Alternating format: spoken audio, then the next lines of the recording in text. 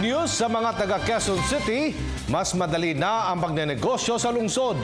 Babawasan na raw kasi ang mga requirements para makapagbukas ng mga business sa lungsod Quezon. May report si Jervis Manahan.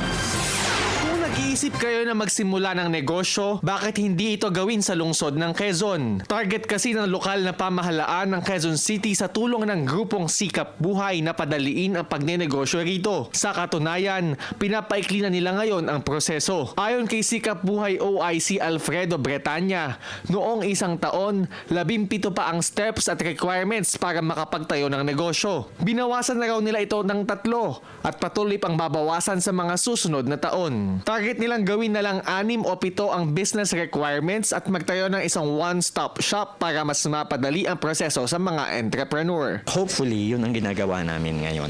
Hopefully, sana ma-implement namin ng husto yan by next year. Yung sinasabi ni Mayor, yung sa boss, yung sinasabi kanina na sa boss, yung business one-stop shop, we are going to implement that by next year.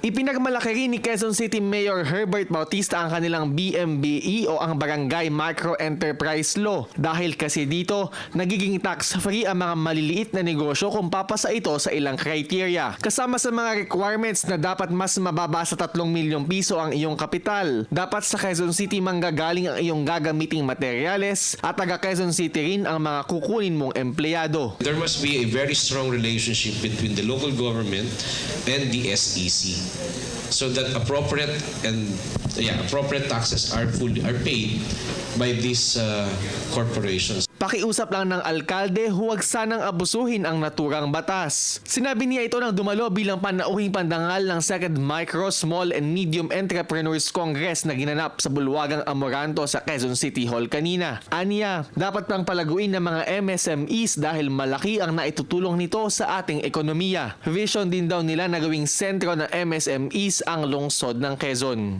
Para sa Telebisyon ng Bayan, Jervis Manahan.